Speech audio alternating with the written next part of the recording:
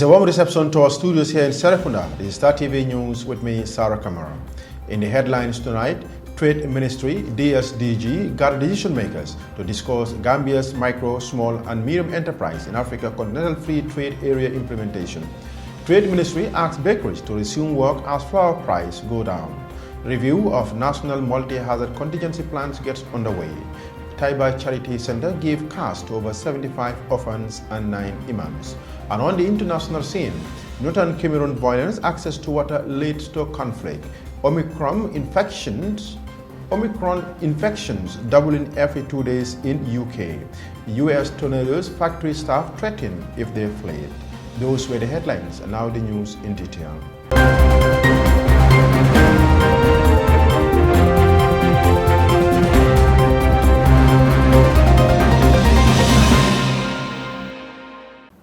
A high-level policy workshop on the theme mainstreaming the Gambia's micro, small and medium enterprise in Africa Continental Free Trade Area implementation was held on Wednesday at the Dawda Kairaba Jawara Conference Center in Bijilo. The event was organized by the Minister of Trade, Industry, Regional Integration and Employment in conjunction with the United Nations Department of Economics and Social Affairs. Maria Madem has the rest of the details. The high-level policy workshop brought together decision makers to discuss and explore possible alternatives and come up with strategic recommendations to address the potential challenges of the Africa Continental Free Trade Area and how micro, small and medium enterprises in the Gambia can benefit from the agreement. The Chief of the National Strategies and Capacity Building Branch, Division for Sustainable Development Goals, Department of Economic and Social Affairs, Amson Sibanda, said micro, small and medium enterprises provide employment and income for many who lost or cannot find work in the formal economy, and they include a disproportionate number of women, young people and other groups in vulnerable situations. Sibanda pointed out that micro, small and medium enterprises in the Gambia are faced with several challenges. The workshop is critical in the sense that we have brought two groups together. We have brought policymakers that are represented by the Vice President at the highest political level. So you need that political buy-in where they can actually share what they think is the best way forward to the rest of the country. Right? So their message, I think, will be heard loud and clear by the local MSMEs. But it's also critical that we have MSMEs present, as well as other development partners, whether international or local, that support MSMEs. They're also here to share and listen. At the end of the day, we are trying to do one thing. How can we ensure that MSMEs contribute to the national economy? He stressed the importance of the workshop, saying it will avail the policymakers and local micro, small and medium enterprises to discuss the challenges and look for solutions to promote the contribution of Gambian micro, small and medium-sized enterprises to the country's economy and as well achieving the 2030 Agenda for Sustainable Development and AU Agenda 2063 in the Gambia. They always tell you access to finance is their number one challenge. So how best do we support MSMEs? So it was good to hear from the Vice President that there is efforts that are being made to set up a fund that will target micro, small and medium enterprises. Besides access to finance, that we need to close the digital divide. MSMEs, they depend on foot traffic, but with COVID and the rules that the lockdown measures that were put in place, it was very difficult for them to get that foot traffic. But there's a better way to respond to that, which is to close the digital divide, make sure that MSMEs have access to digital tools and technologies that can allow them to sell their products.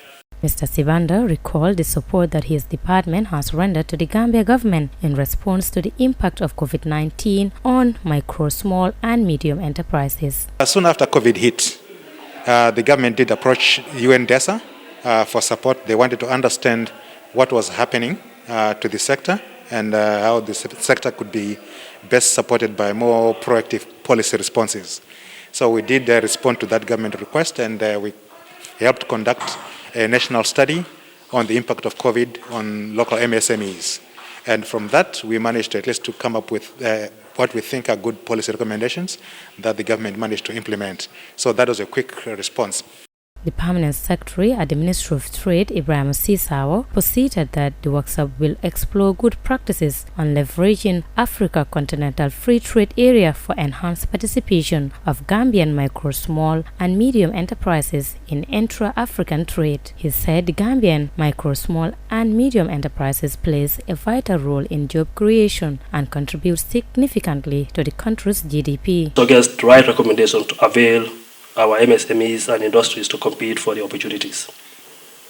Despite the high informality of MSMEs in the Gambia, they play important roles in production, employment creation, poverty eradication, and boosting of household incomes. 60% of our active labor force contribute approximately 20% to our GDP and virtually plays multiple roles in the economy. The Vice President of the Gambia, Dr. Aissatou Toure, on behalf of President-elect Barrow, described the event as important and gave the Ministry of Trade an assurance of government support to the realization of the successful participation of the country's micro, small and medium enterprises in Africa Continental Free Trade Area implementation. The Ministry is challenged to take the lead in collaboration with partners and donors to fully leverage facilitation and guidance for the MSMEs for enhanced participation of Gambian MSEs in the inter-African trade. The government will provide necessary resources for the ministry to aggressively coordinate other resources that may come from partners and donors to the MSME ecosystem.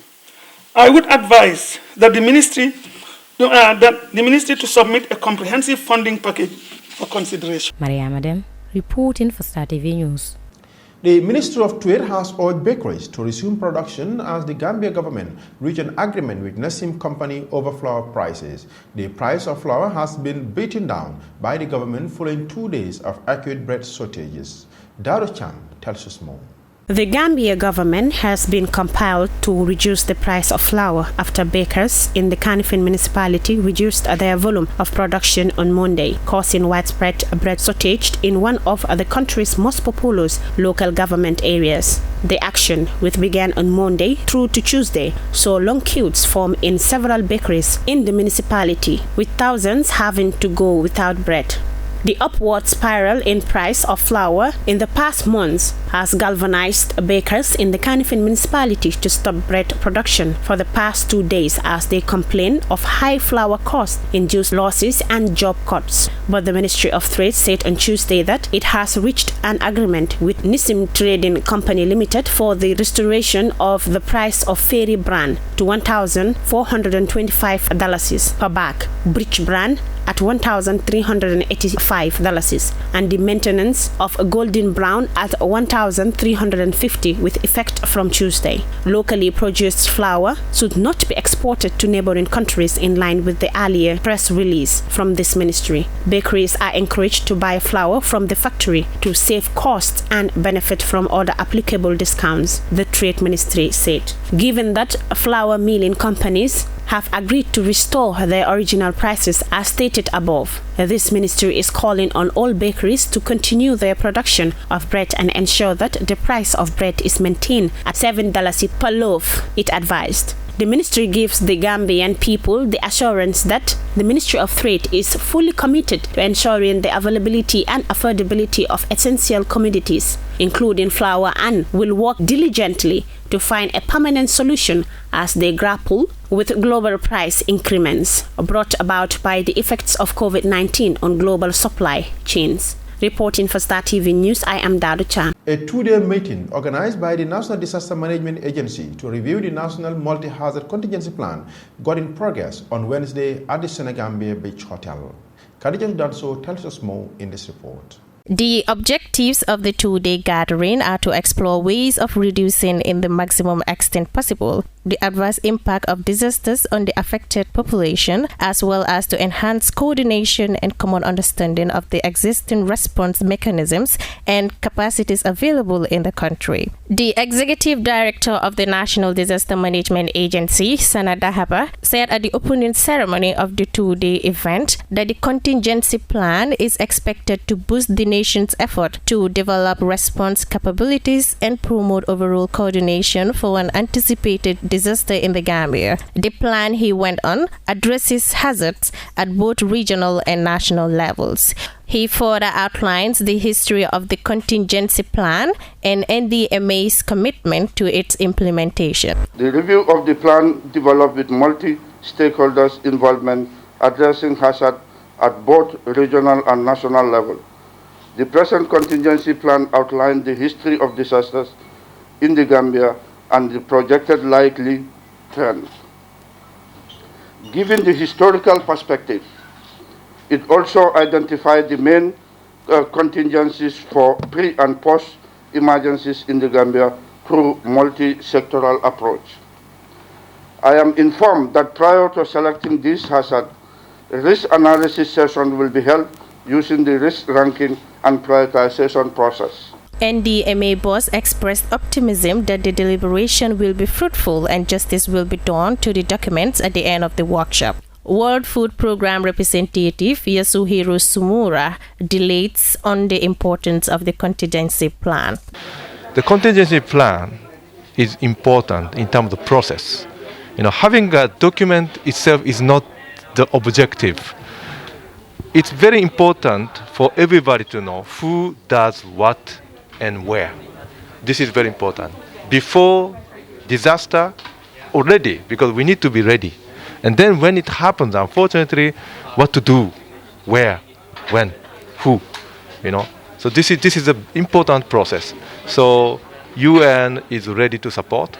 And among the UN agencies, we have Disaster Risk Management Group, which WFP leads, with IOM, UNDP, FAO, UNFPA, IOM, as I said, UNICEF. We work together to support the NDMA and other ministries and agencies. The UN resident coordinator, Ms. Saraphine Wakana, point out that the Gambia is prone to a variety of hazards as it has been experiencing recurring disasters for several years, especially with the increased impact of climate change, as she highlights the UN's analysis of the development challenges in the country. This workshop is taking place in response to the request from the NDMA that was sent to UN early this year, and we are thankful for agencies that were happy to also respond positively, and particularly to having OCHA, our lead agency on disasters, coming to join us and support us technically. As you all are aware, the Gambia is prone to a variety of hazards and has been experiencing current recurrent disasters to over several years, especially with the increasing impact of climate change. In fact, the UN Common Country Analysis, which is the UN system joint analysis of the development challenges the country is facing, shows that the intensity and frequency of these disasters have increased progressively. And this is leading to floods and occasional droughts and affecting the lives and livelihoods of communities and households. And this is leading to more land and resource-based conflicts due to an increase in informal settlements. The analysis also shows that the disasters threaten the long-term economic stability of the country by undermining food security and leading to higher food prices at a time when household food security status is already threatened by the impact of COVID-19 pandemic. She states that NDMA has demonstrated a strong leadership in coordinating relief assistance to the victims of the windstorm that hit the country in June this year. The UN resident coordinator also recalled and recognized the several forms of assistance that UN agencies through the UN Disaster Risk Management Working Group led by World Food Programme, the Gambia Red Cross Society and NGOs have provided the government to support the affected population. The NDMA demonstrated a strong leadership in coordinating relief assistance to the victims of the windstorm that hit throughout the country in June this year. UN agencies, through the UN Disaster Risk Management Working Group, led by World Food Programme, The Gambia Red Cross Society and NGOs supported the government and provided timely support to the affected population. Ms. Sarafin thanked the government and all its partners for their efforts in providing humanitarian assistance to people hit by the disaster. Meanwhile, participants of the two-day forum have been drawn from the NDMA, various ministries, civil society, disaster management, practitioners from UN, OCHA, Regional Bureau, and UN agencies. Reporting for Star TV News, I am Khadija Danso. Over 75 orphans on Wednesday went home smiling after Taiba Foundation and Dar El Bridge Society reached out to them with cash donation. 9 imams have also benefited from similar gestures and motorbikes, as Modu El Baji reports. $365,000 have been distributed among the 75 orphans and the imams in an event held at the Taibatul Charity Headquarters in Yundum. The charity also eased the locomotion challenges of 5 imams by giving them 5 motorcycles. Taibatul Charity Foundation came into existence in 2006 with the overriding aim of supporting orphans and the less privileged in complementing government's efforts. The vice president of the center, Abdullah Yabo, explained that the donation was meant to lessen the financial burden on orphans, especially in education and health. On the support that his center provided to imams, Mr. Yabo recognized and praised the role of imams in the propagation of Islam. He added that this support to the imams was meant to encourage them in their noble crusade. The public relations officer of Taibatul Charity Center, Suleiman Jame, talked about the objectives of the organization, disclosing that the charity has more projects in the pipeline. Cash amount to orphans. So the total number of orphans who are benefiting from this cash is about 75 orphans. Some are going home with 9,000, 7,000, 5,000, up to $3,000, depending on what their donors contributed towards their welfare. So for that being the case, we also giving out cash to 9 imams within our from different communities, and also presenting 5 motorbikes. Already 3 is here, so the other 2 are on the way coming. So this is all geared towards supporting our communities, supporting people, and especially supporting the orphans, because we know the issue of the orphans are very critical, and orphans are people who really need support from the country, from the community, from the family and friends. Founder of Taiba Charity Center, Haruna M. Kamara, urged guardians of the orphans to ensure that the funds are channeled to the intended purpose, as he highlighted how Quran strictly forbids the mistreatment of orphans and the squandering of their property. Bismantaya balebot ustaso ya fajankila ko sallallahu alaihi wasallam mam aliyatimo kulu ntena mari betenne arjanna kono. So woleyatina musolmin yalon koy kemal kabang ke sika ini dingol ka dingol kulu ke ni dingol kanyandi ka jeley fe o fango musadalet kila sallallahu alaihi wasallam akomodo yako ite sinyaaje lem iki dingo aliatimol kungo mositen o man fen soto ako fenni dangme yalon ka warata wolem komini aliatimo de ke bulo ke kungo teten ka jeley fe ka kontandi o fango barajolti. The NGO Affairs Regional Program Officer for West Coast, Awajaju, commended the Taibatul Charity Center for supporting the orphans and the less privileged. She reiterated her office's commitment to working with the Taibatul Charity Center. The Regional NGO Affairs Program Officer admitted that government cannot do it all. NGO's ultimate aim is to help the needy and the poor, and this has been showcased in their activities since their operations. So Taiba Charity is an NGO that has been closely working with the government to complement government effort. So the charity has engaged in building mosques for communities, supporting the women in microfinance, supporting women in gardening, digging boreholes, local hand pumps, the buildings of schools, hospital, helping the orphanage, the widows, etc. These are some of the activities that Taiba Charity has been engaging for the past year since they have registered with NGO Affairs. So, and today they are here to present an amount of 300,000 and 56 to 75 orphans. 9 imams benefited, 5 motorbikes, and 20 medical personnel are going to be benefited as well. So on behalf of my office, NGO Affairs, and the government at large, we're saying a very big thank you to Taiba Charity for complementing government effort.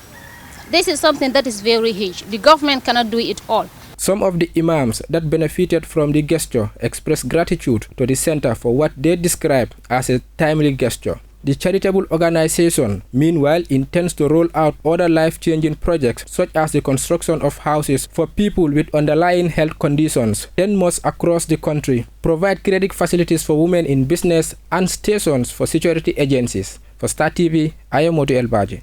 Those were the local stories. We'll be back with the international news after this short break. The Red Cross emblem. The unauthorized use of the Red Cross emblem in the Gambia is illegal and punishable by law. Did you know that in the Gambia, only the Gambia Red Cross Society and the medical services of the Gambia Armed Forces with specific restrictions are allowed to use the Red Cross emblem? Did you know that the use of the Red Cross emblem by commercial entities such as hospitals, pharmacies, health posts, private and public properties is also considered as misuse of the emblem? That its misuse could threaten Red Cross missions and put humanitarian workers at risk? The emblem is fully protected by the international humanitarian law and the laws of the Gambia, and its misuse by any other party leads to its violation, which is sanctioned with penalties. The Gambia Red Cross utilized the emblem to signify our promise, neutrality and impartiality, to provide assistance to all people in need regardless of race, color, belief, religion or political affiliation. It serves as a symbol of protection and assistance for the Red Cross teams, while to those we serve, it is a symbol of hope. Let's know, respect and protect the Red Cross emblem.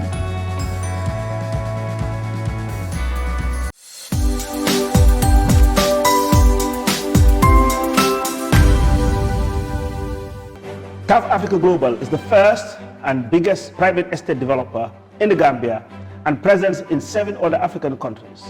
We take pride in leading innovation in all spheres of real estate sector in the Gambia and beyond. As such, we are launching the development of the first smart and modern office and retail towers in the Gambia called TAF Twins. The TAF Twins is located in the heart of the Kanifing institutional area and 10 minutes drive away from Banjul. TAF Twins is designed to have 5 floors of office spaces ranging from 50 square meters to over 1,000 square meters with 2 elevators, central air conditioning, 24 hours electricity and water supply, with the ground floor reserved for banking, supermarket, restaurant and coffee shop. For your bookings and reservations, please call now on 376-2333 or 776-2333. Thank you.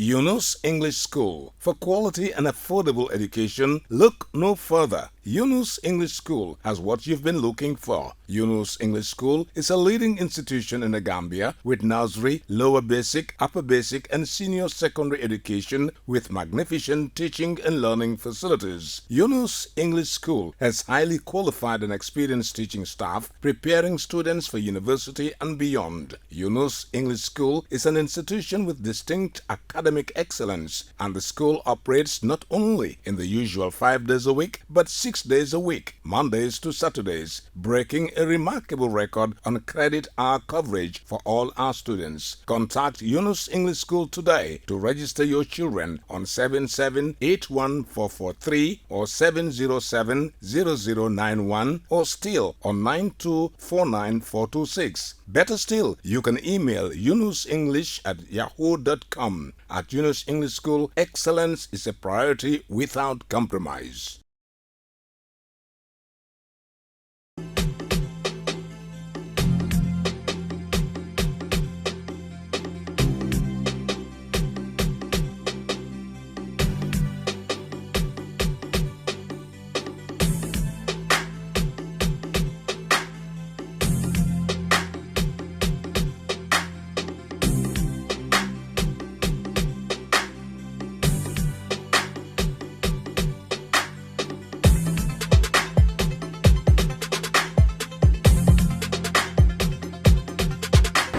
fiiral ma ñaari gaz yi waaw. asalaamaaleykum. maaleykum salaam. naka liggéey bi. ma ne ñu ngi si kawam sant yàlla. mbaa yaa ngi ci jàmm. maa ngi si jàmm bu baax sant yàlla. naka nga def. sant yàlla bu baax. jàmm rek kay. welcome to Jah Oil Kairaba. ndeysaan. loo bëggoon gasoil wala essence. na ma gën a defee rek. ah kay. xam nga man essence moom. fii laa koy jëndee. waaw kii du seeka.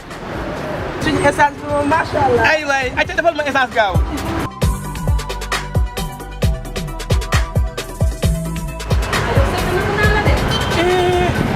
mais Kombe yow yaa nekk nii. maa nekk nii. yow Kombe. ma yow yaa ngi ci dëkk bi. maa ngi ci fees bu del seeka. ah ndeysaan. bilaay maa la raw. noo def. maa ngi sant. kon yow fii nga day ñëw si Jah Oil. man Seck Ndanane. man Paa TikTok. Jah Oil rek laa jëndee essence xam nga lu tax. seen essence baax na wóor na set na ba pare it baax na ci sama engine bi. yamul ci loolu de. nga ne.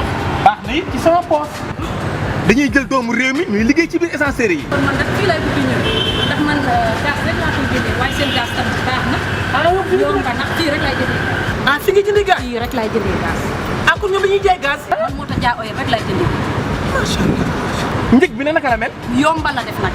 jeex na. ba pare seekat li ma dégg ñu ne Jah Oil ki ko moom Gambien la. Jah Oil dëkk ci réew mi te liggéey réew mi xale yu jigéen ñëpp jël nañ ñuy liggéey bëccëg xale yu góor yi. nga ne jël nañ ñuy liggéey guddi. ndekete kat. réew du dox doomi réew bee ko doxal. jeex na. c'est que man daal. maa ngi Jah Oil. tam yow xoolal uy ma yow dañu gisee waat dégg nga. dinañ gisee waat seet. incha allah rabbi. baax na jërëjëf. kontaan naa ci yow de. ma ne maa la gën a kontaan. nii rek la. xam nga lu ma lay xamal. yéen doomu réew mi. téye léegi Jah Oil bu baax. bu baax ndax nag mu ngi leen di dimbale. ayca feeñ nga si ñun sax. jërëjëf waay. man li ma gën a neex ci yéen. mooy simaayal gi rek ak jàmm ak salaam bi. gis nga ko ku fi ñëw am baax na jërëjëf waay.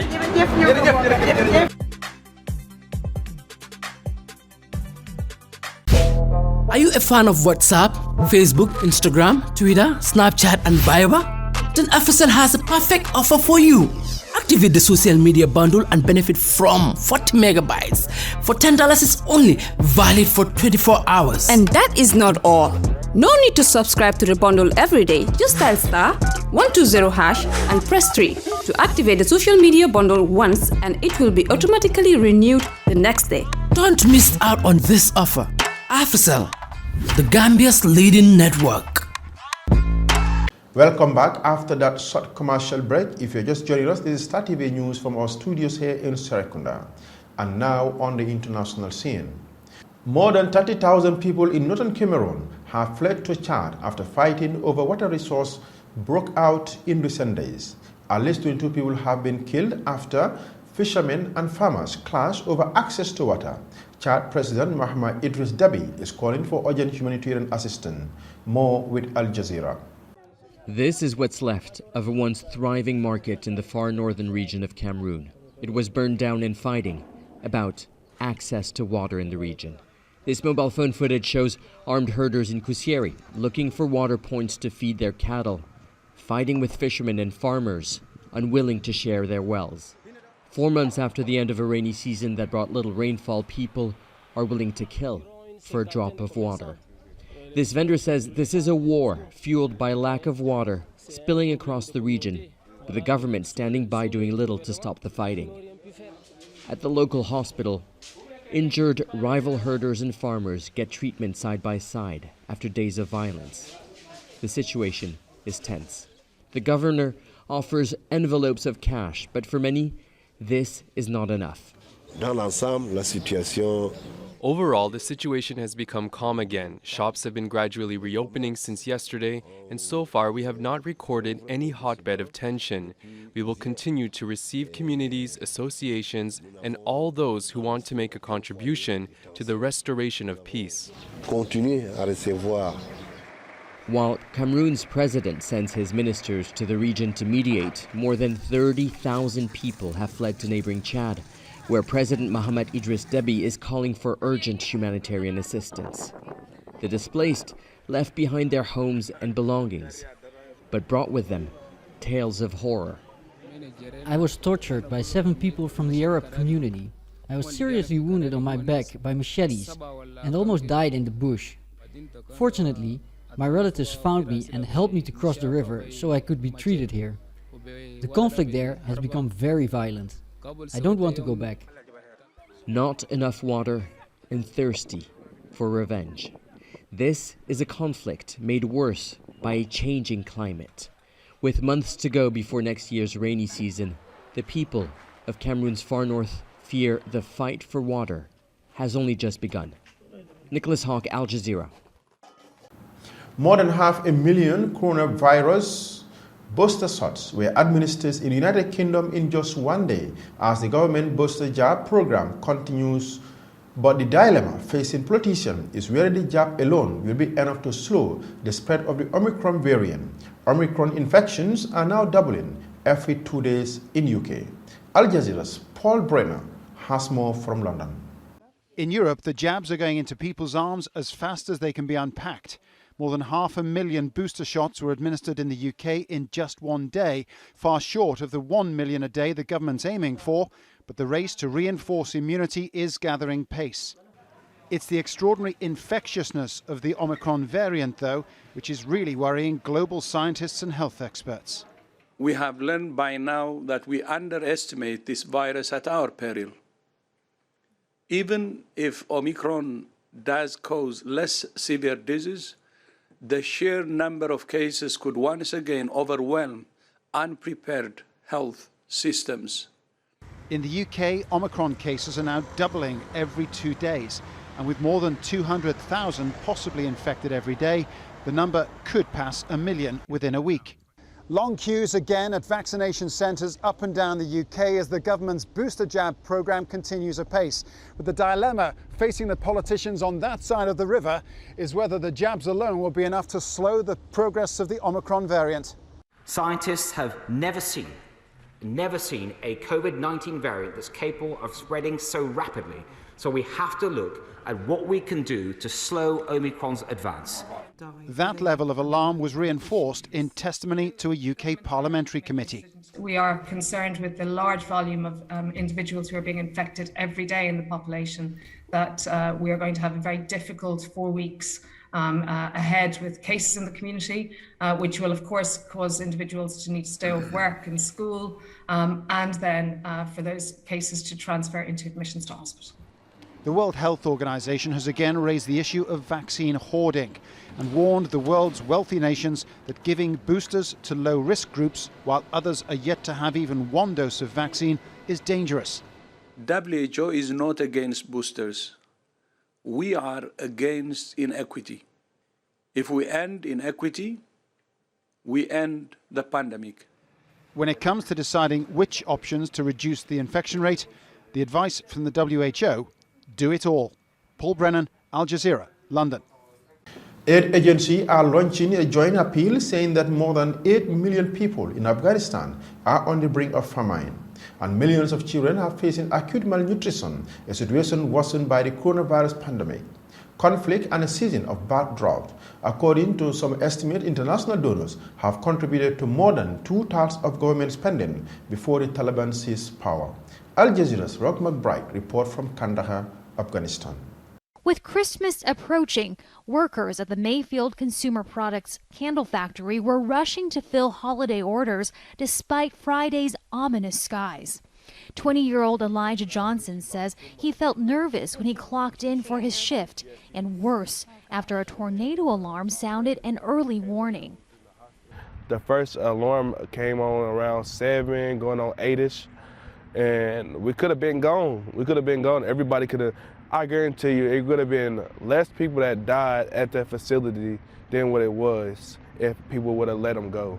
He says he and 14 other workers asked a manager if they could leave. We went to him and we was like, we need to leave, man. We got kids and stuff at the house. We got to take care of our family. And he was like, well, you can leave, but you're going to be terminated. And we was like, what? Even with the weather like this? And he was like, yes, even with the weather like this, you're going to be terminated. When the second tornado alarm sounded about an hour later, the 110 workers present were directed into a hallway and told to brace. Then, with a roar, everything came crashing down. The walls, the ceiling. Johnson found himself trapped in debris. Then came the screams. it was a security officer, and he was on my leg, and he was grabbing my leg, and he kept on saying, help me, help me, help me. And I couldn't help him at the time because I was stuck myself. He was touching my leg at first, and then he just stopped. A female supervisor was pinned with her feet against a collapsed wall. Johnson says she pushed the wall back, allowing him to escape through a narrow opening. So when I made it out, she was still down there holding up the wall. Kentucky's governor has pledged to investigate whether the company was negligent in the way that it handled the storms, but he emphasized the state has not verified the workers' allegations. A representative for the candle factory says workers were not pressured to stay. If we believe that we could do anything differently, in hindsight, of course, I think all of us would do something differently. It's such a gamble to say leave, because the last thing you do, it says don't get in your car. That's what experts say. More than 100 people remain missing in Kentucky and in surrounding states, and it's feared the death toll will rise. Johnson says after emerging from the collapsed factory, he could think of only one thing. I started crying because I thought all my friends was dead. He's still not sure if the woman he credits with saving his life survived. Heidi Jo Castro, Al Jazeera, Mayfield, Kentucky. And before we end the news, a quick recap of our main headlines.